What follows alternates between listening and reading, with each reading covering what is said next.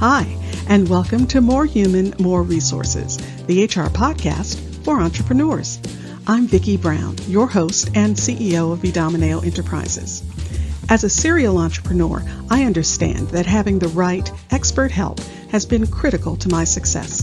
That's why I'm dedicated to telling you, in plain language, what's going on in the world of HR that might impact your business and what you need to do about it, with real actionable tips to help you master that list of must-dos and grow your leadership muscle. First things first, the information contained in this podcast is provided for general purposes only and is not to be considered legal advice. Your decision to adopt or not adopt any practice or procedure mentioned in this podcast is solely yours, and we bear no responsibility for the outcome. We urge you to always consult legal counsel and other appropriate licensed professionals. And with that, let's get into the show.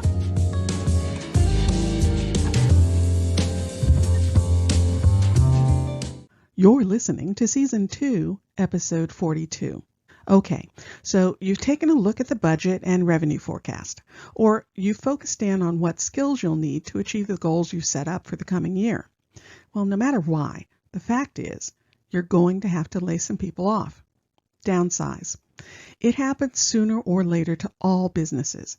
Navigating internal and external factors can mean facing the fact that you may need to lighten the payroll load, or that you need different people in different seats. But how do you go about doing a layoff? Well, there are lots of factors to consider.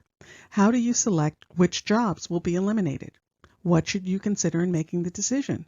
Are there any laws you need to keep in mind? Well, let's walk through the process one step at a time. First, the selection. If it's a situation where you simply need different skills, it's easier to know which jobs have to go. The people in the jobs that are no longer a fit would be reasonable candidates for job elimination. But if you're simply looking at cutting the budget, well, then things get a bit more complicated. I know the first inclination would be to cut the jobs of the highest paid people because you can save more that way. But it may not be that clear cut. No matter how you decide to make the selections, it's always a good idea to do some analysis to see if there are any unintended consequences. Disparate impact.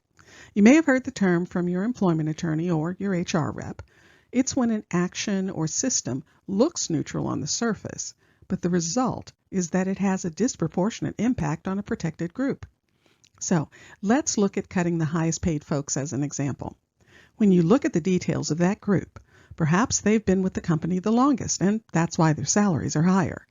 Well, then you have to look at where they all are age-wise, because if you cut 20 people and 18 of them are over 40, well, then the fairly benign decision of cutting the highest paid people may actually have a disparate impact on an older group of workers. Now, I'm not saying you can't do the layoff, but you have to be very careful in the selection process. Decide on a clear set of criteria, write it down, and stick to it. That would be one of the first ways you would respond to a possible discrimination complaint, to show that your selection process was not based on anything problematic.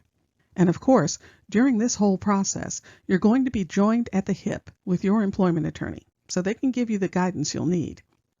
Okay, so you've decided how you're going to select people.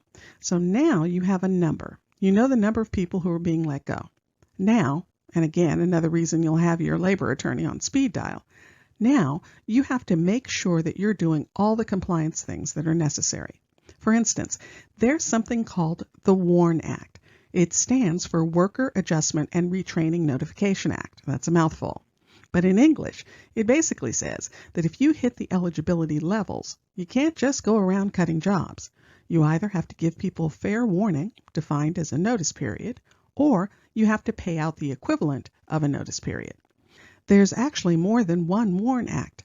There's a federal WARN Act, and it applies to businesses with 100 or more employees that's laying off 50 or more people at a single site. And that's just a very general overview. There are other eligibility criteria, but for the sake of argument, let's go with this. Well, that business has to give workers a minimum of 60 calendar days notice period, or pay an equal amount to everyone. And I mentioned there's more than one WARN Act. Well, the states got in on it too. So there are a number of states that have their own WARN Act requirements. They're actually called mini WARN Acts. And some of the states that have them are, well, you guessed it, California, Connecticut, Michigan, South Carolina, Illinois. That's just a very small sample. Each one has its own threshold, so just because you don't qualify under the Federal WARN Act doesn't mean you're free and clear. All right, once you know you've taken care of what needs to happen on the legal compliance side, now you should turn your thoughts to the individual. Start thinking about how you want to deal with the employee. Are you going to give everyone severance? Now, don't automatically dismiss severance. It could be a very small amount, even 1 week, all the way up to the larger amounts we usually think of when we talk about severance packages. But the upside of paying out severance is in return you should be getting a separation agreement. That's a release that the employee is required to sign that releases you from some liability.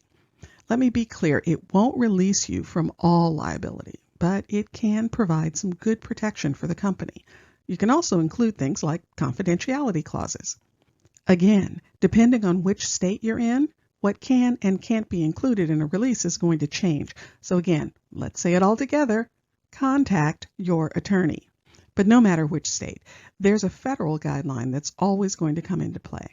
If you're asking anyone to release you from a possible age discrimination claim because they're at least 40, well, now we're into a federal protection. The Older Workers Benefit Protection Act, or lovingly referred to as OWEPA, governs how you have to deal with older workers to make sure that the release is valid. There are certain specific things that will have to be in the separation agreement. You have to give them time to review the agreement with their own counsel. None of this sign it now or the deal is off the table stuff. No, they get time to take it and review it. If they're 40 or older, they get 21 or in some cases 45 days to review it. If they're younger than 40, it can be less days. But again, it can't be sign right now. OWEPA also requires that they have a week after they sign to decide they want to revoke their signature. Basically, they get to take backsies. Now, there are lots of other provisions, but since this isn't an episode all about separation agreements, I'll move on. Now, once you know you've covered the legal requirements, you've done the prep work on if and how much severance you're giving, and you're done with the analysis to make sure you've covered all the bases, well, now the next thing is to organize the communication piece. What will you say? When and how will you say it? Is it possible to cushion the blow somehow? Well, I'll cover all that in next week's episode. If you found this information helpful, please leave a review and tell a friend. Thanks for spending the time. Until next week, same time, same place.